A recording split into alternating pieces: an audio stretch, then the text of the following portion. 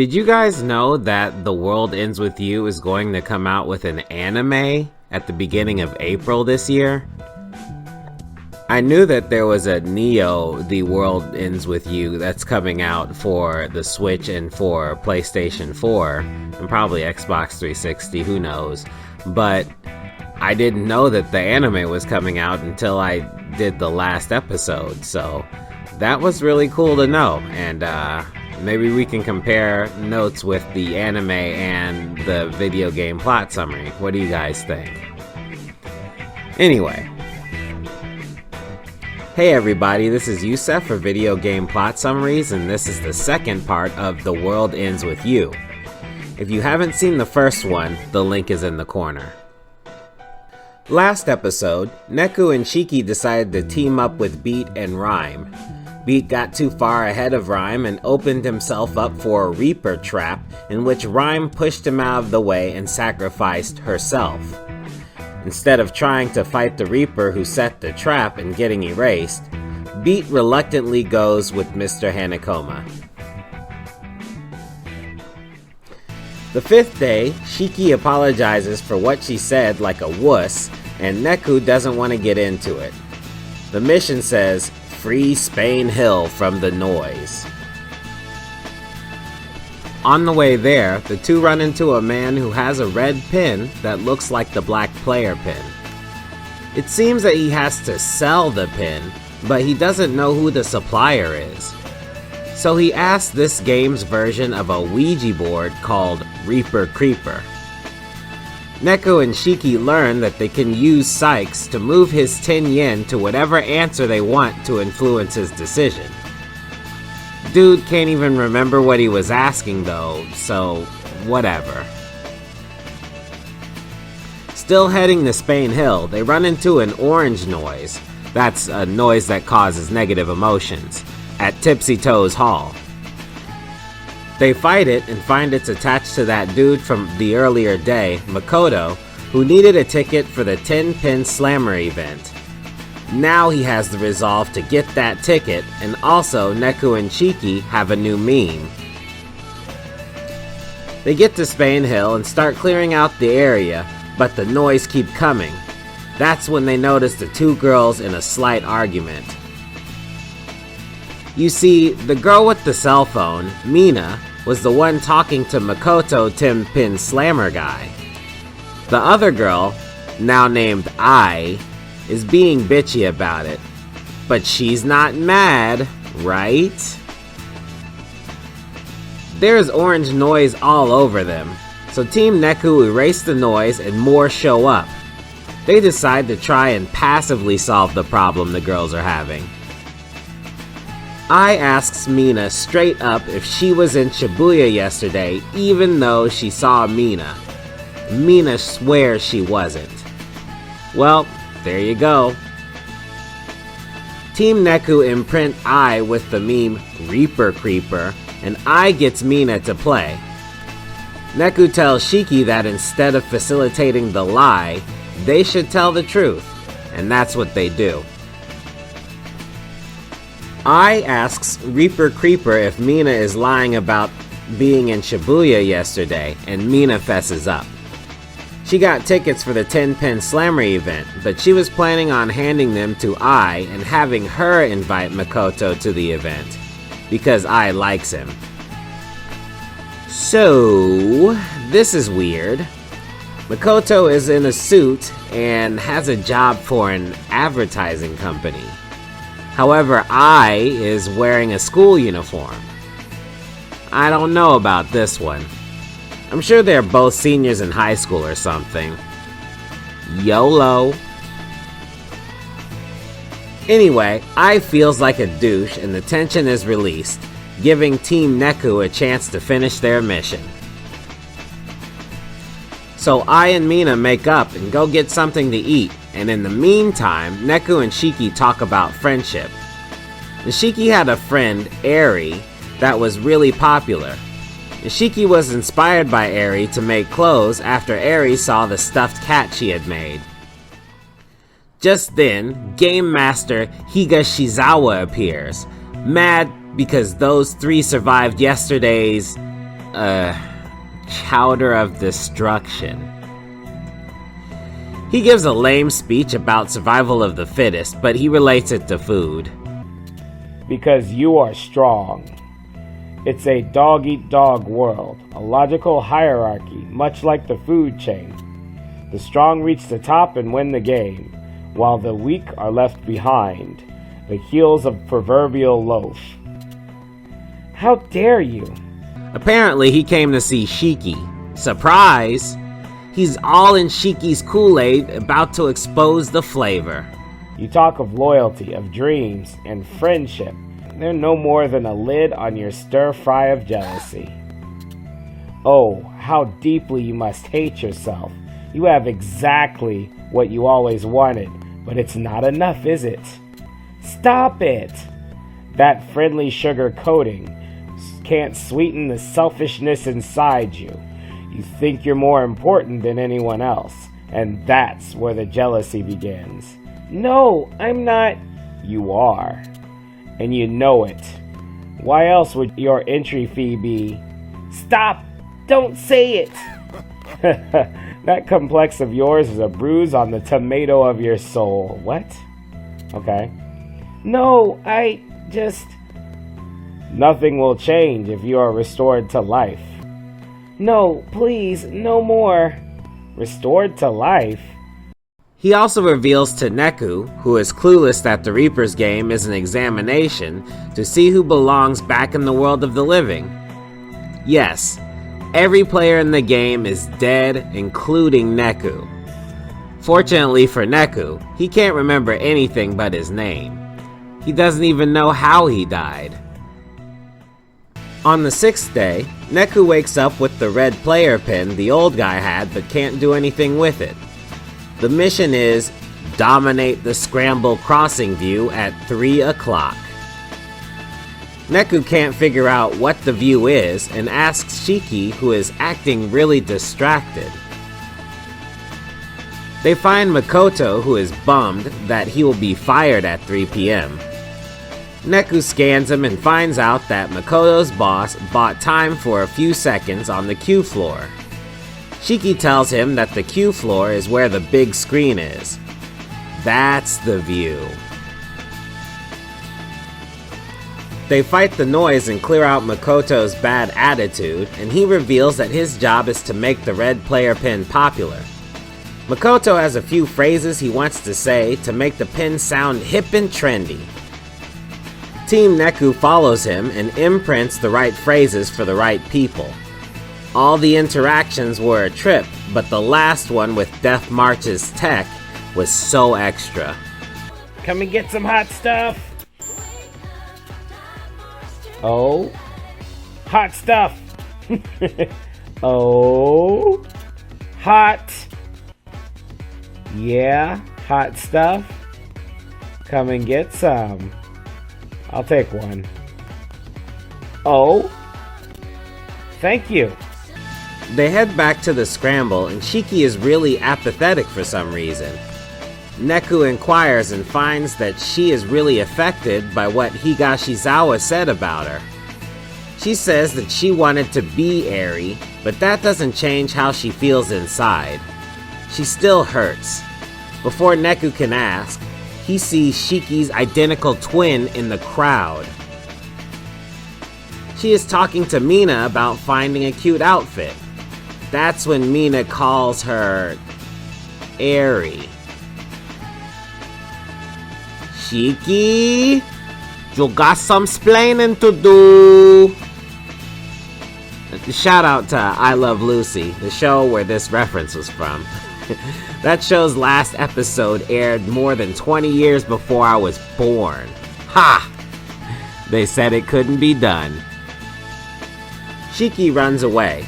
Neku gives chase, and Shiki confesses that her entry fee was her appearance. Which is confusing because the entry fee was supposed to be something you value the most. Shiki explains that she actually values herself the most and didn't realize it.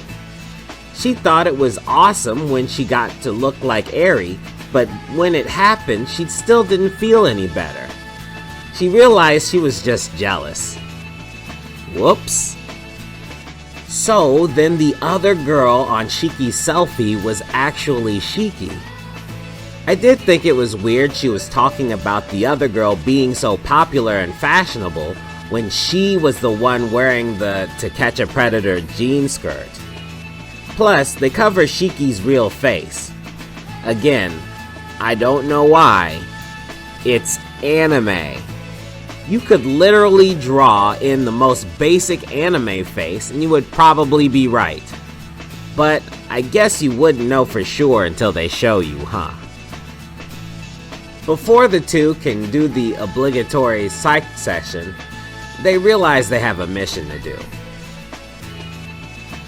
Prince EGOG, who has the F Everything blog, sees him and asks him what's wrong.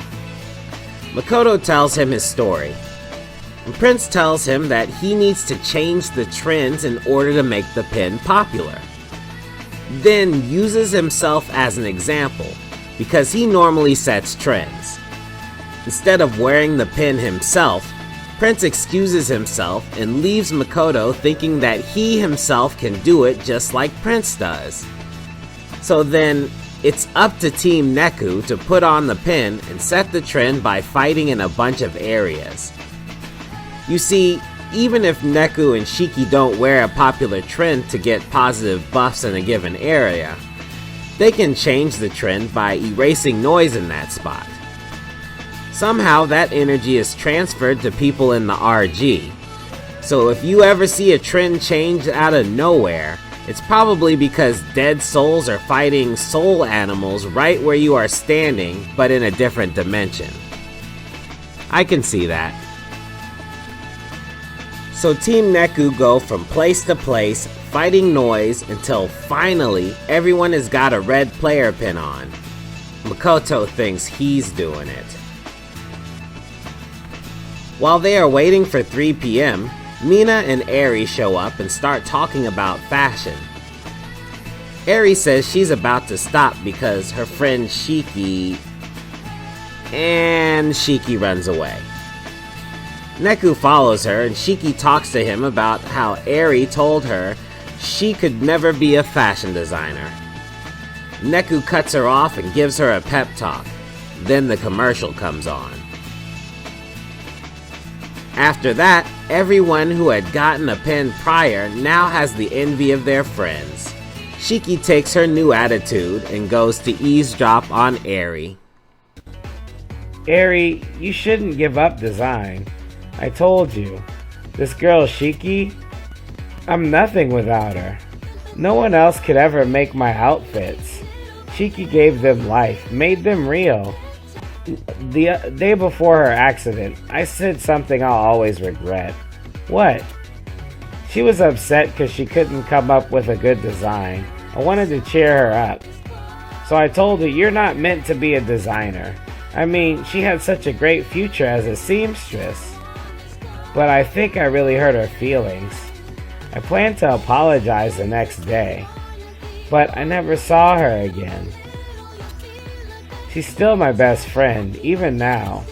I want her back, so I can tell her I'm sorry, and we can be a team again. Welp, it was a big steaming turd of misunderstanding. It seems like that is the answer to all female conflicts in this game. My best friend was frustrated and I told her something I thought would make her feel better. It turned out to be a backhanded compliment because I left out the part that sounded like a compliment. So I just let her go home believing that I insulted her instead of clearing it up right then and there. She's my best friend and I miss her lots. Anyway, we cut to Mr. Kitaniji's office where he is checking on Higashizawa.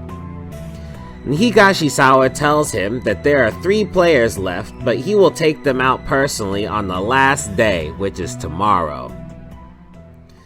Then we cut to Beat talking to himself in a store complaining that he can't use a pen.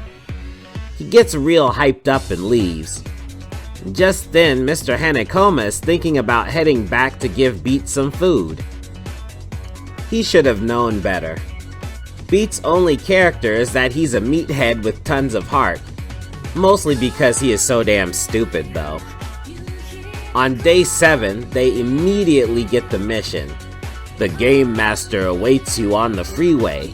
Defeat him. Soon, the two get a call from Mr. Hanakoma. I don't know how. He informs them that Beat has left his restaurant and is out in Shibuya without a partner. The Game Master can attack the players directly on day 7, so Beat is in real trouble. Hanakoma tells Neku that if Team Neku defeats Higashizawa before they find Beat, all of them will be saved. So as they head towards Higashizawa, we check on Kariya and Yashiro, bored because they have no one to erase. Then Beat shows up and he wants answers. He asks the Reapers how they do it.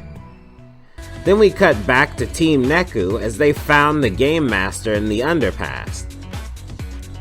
Higashizawa sees them and realizes that Shiki has resolved her issues and is disappointed.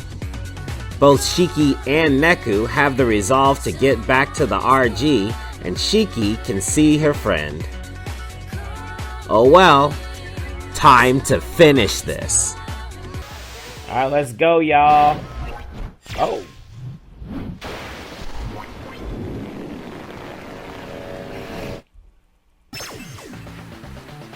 Jeez, that guy is big.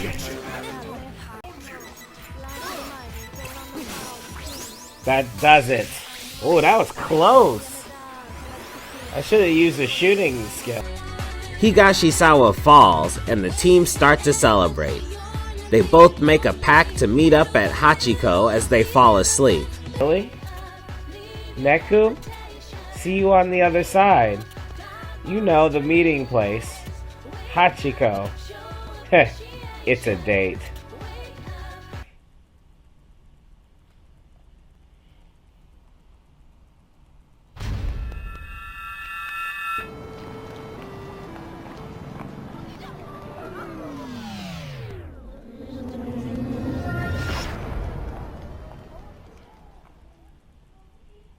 That's right! Neku is back in the shuffle without Shiki, and it's day 1 of the Reapers game, all over again. Even though Neku is irritated, he's determined to win. He gets his mission.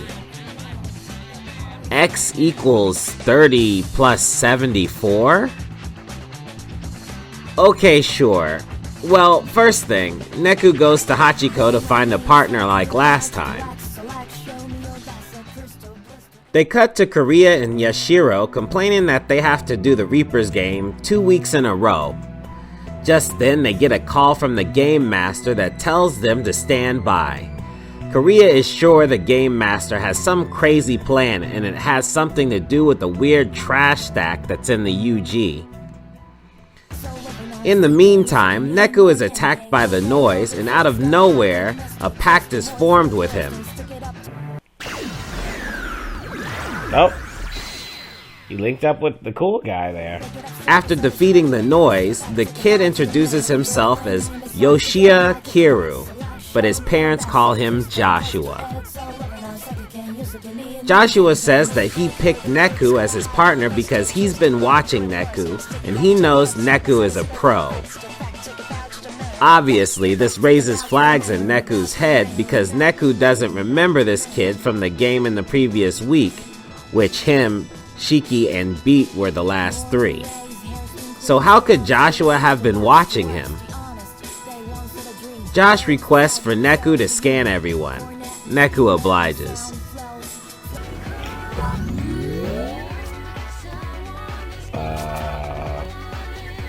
I was about to say I can't read him.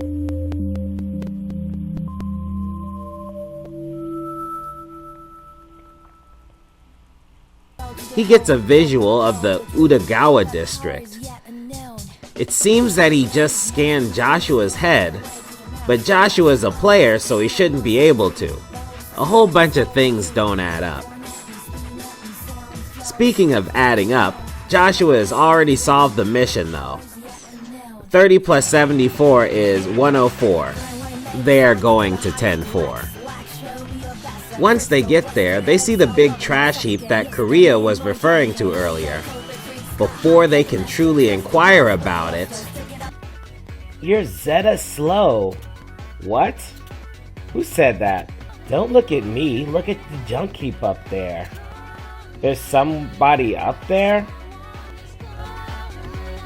So Zeta slow. I said you're Zeta slow. How long does it take to crack the Z-Class code? You factoring hectopascals? Hecto what? Ugh, my head. Sho Minamimoto, remember the name. I'm the new game master. Once Minamimoto appears, Neku has an immediate headache. Minamimoto is actually surprised that he is a player in his Reapers game. He's actually overjoyed because it makes him closer to the solution to some big equation that he's working out. I'm sure you get it by now, but Minamimoto is some sort of a crazy mathematician. I just gotta play this conversation. Day 1 and the GM's already putting in an appearance? Not one for tradition, are you? Tradition? Tradition is garbage. Crunch. I'll add it to the heap. This is my game, and I only allow 2 things. Flawless calculations and beauty. I'd heard you were quite the eccentric. Sokatoa. Same old Sokatoa. Just in case any of you were trying to figure out what Sokatoa means, it has to do with finding the angles on a right triangle. Yeah, it's basic high school geometry. However, I don't know if you could still use Sokatoa because they were saying that it was like it sounded like a Native American person's name, so I don't know what they say now. Anyway, back to the story. Some old horses can always hear their owner approach. Now, time for a little quiz. How much weight will I let you players carry in the UG? Pray tell. 1 yoctogram! Yoctogram? Nice, that puts us on the atomic level. Precisely. You 000s have no value here. So, now that I have rounded you up, attention all yoctograms. It's times 2 die. Some old horses can always hear their old owner approach.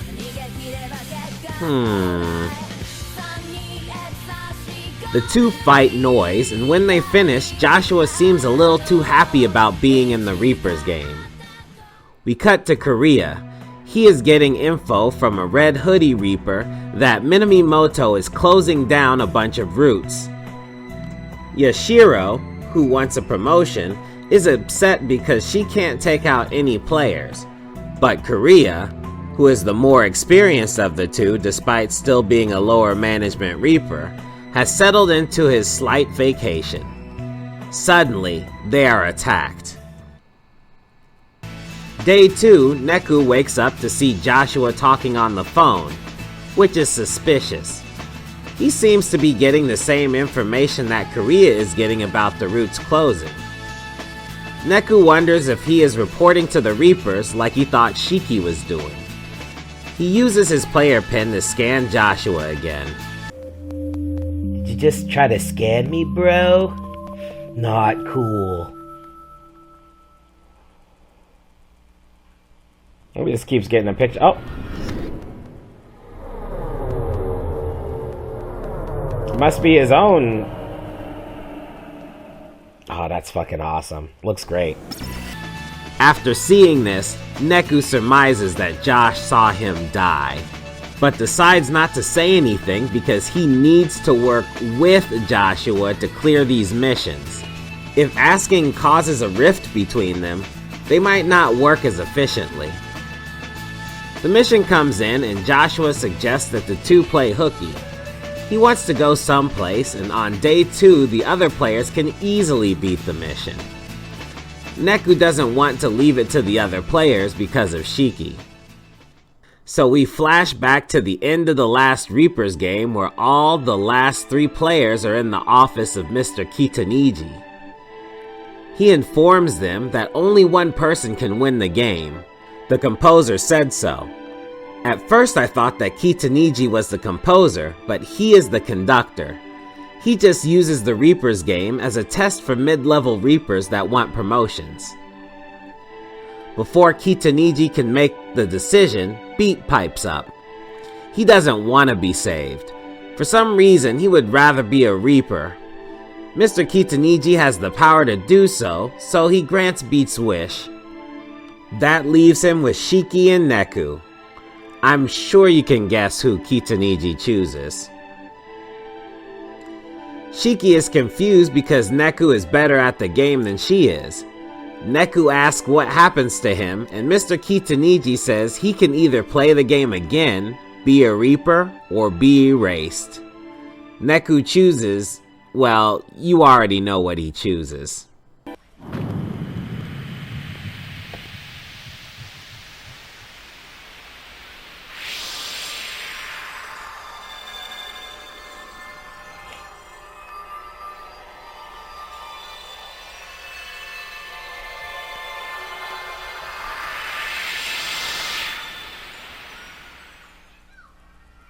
So with that, Kitaniji gives Neku back his memory, but of course it's not all of it. He still doesn't know how he was killed.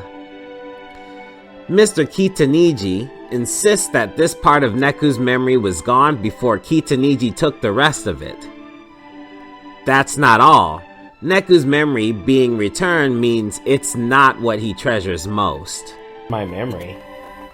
Now then, as for your new entry fee, you're taking my memory again? A player's entry fee is that which they hold most dear. That's the rule. I've already taken the liberty of collecting yours. What? This time you're playing for Shiki Mizaki. What? That's not... No!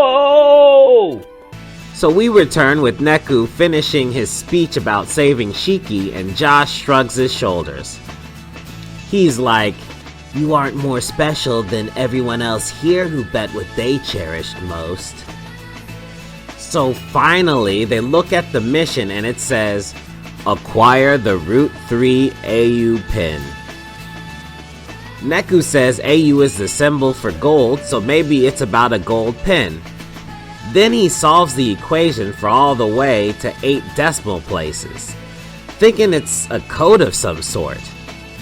Now, he could have used his phone calculator, but if he crunched that number in his head, I can see why he wouldn't want to mess with Shiki's useless self. Joshua is impressed too, but he just points out that it probably refers to a street in Shibuya. On the way to Route 3, they run into a guy who is competing for the 10-pin slammer event. He's going for the gold. By the way, this is the event that Makoto needed tickets for in the previous week. Back to Kariya and Yashiro. They just now finished fighting the noise that attacked them. Another Reaper must have made them. Kariya wants to figure it out on his own, but Yashiro decides to call the higher-ups. Gotta follow that protocol. At the same time, Neku and Josh get attacked by some new black noise. There we go. Follow my lead. Screw that. They were really tough. Oh well, back to the 10-pin slammer. Josh tells Neku he's not playing, so Neku has to learn how to play in a few minutes from a really excited guy named Shooter. I don't know how they got in without tickets, since they seem to be so hard to come by with Makoto. Anyway, Neku wins the first match and loses the second against the guy who taught him. Josh gives Neku crap for losing, but doesn't seem to be bothered. Soon we find out that Shooter's pin doesn't work in the finals. Whoops! Looks like Soda Hanjo, some random guy, wins by default. Just then, the timer disappears. Looks like good old Soda was a player. Josh tells Neku he took the liberty of switching out the pin so that Shooter would lose. That's another way of getting it done, eh? So because they finished the mission, Neku owes Josh, and Josh still wants to go to his place. They pass another garbage pile, and Minamimoto pops out of it. These trash heaps are all around Shibuya, by the way. So, Minamimoto pops out, and again, Neku starts having a splitting headache.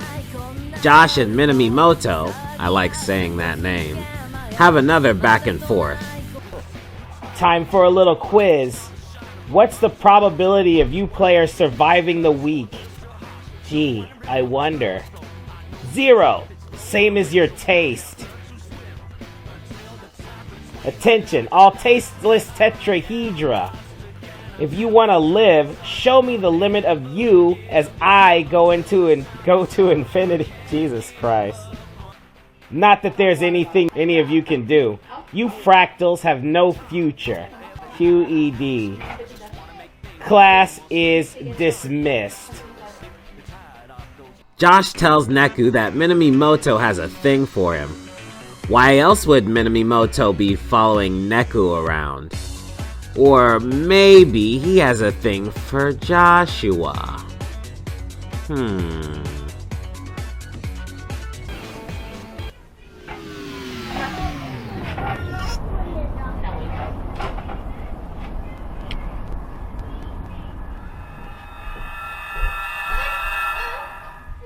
Another flashback shows Mr. Kitaniji telling Beat to destroy his friends. Now that Beat is a Reaper, he has to do what he's told, but he keeps looking at this pin he's holding. On day 3, Neku wakes up in the scramble with Josh on the phone. Josh hangs up, turns to Neku, and says they are going to do his side mission. Neku says, "Mission first," and just then Josh's phone goes off with the mission. Proceed to Cat Street. Neku doesn't notice, but I was a little skeptical. No crazy math equation to decipher? No timer? Okay. The time limit is 15 minutes, so Neku doesn't have enough time to dispute it. Off they go. Once they get there, Neku checks his hand to see if they got there on time, and there was no timer to begin with. I feel like most people would have checked the timer to see how much time was left anytime during that run, but okay. Josh fesses up and tells Neku that the place he wanted to go is the cafe. It turns out that the cafe, Wild Cat, belongs to Mr. Hanekoma. Josh and he seem to know each other pretty well. So Mr. Hanekoma is the one who Josh was talking to on the phone earlier. Hanekoma takes both of their phones and installs a tracker on them that detects energy spikes. Hanekoma explains to Neku that Joshua is special and could see the UG when he was alive. When he was ready to deal with it, he came to Hanekoma and started asking questions. Hanekoma also drops the name of the game as he tells Neku the world ends with him, so he should expand his world if he wants it to be bigger. It makes sense when you think about it, but your world will expand regardless as things outside of your world start to affect you. This idea is really profound for kids who have the option to close themselves off while their parents are paying for all their stuff. But as a functioning adult, you don't really have a choice but to expand your world. As a matter of fact, you would spend a lot of your time looking for escape. Neku is being encouraged to expand his world, but his circumstances don't allow him not to be involved. I mean, he has earphones on, but he never gets a chance to listen to them, does he? Anyway, Hanekoma puts one more thing into Team Neku's phones, but he tells Neku that he needs to ask Josh about it. Neku is pretty sure that Joshua is going to give him a cryptic answer. Alright, so that's about 30 minutes, and we'll go ahead and end this part 2. I'm having a lot of fun this one, but I wish that there was some sort of big, huge ending for this part, but there wasn't. So I'll see you guys on the next one. Peace.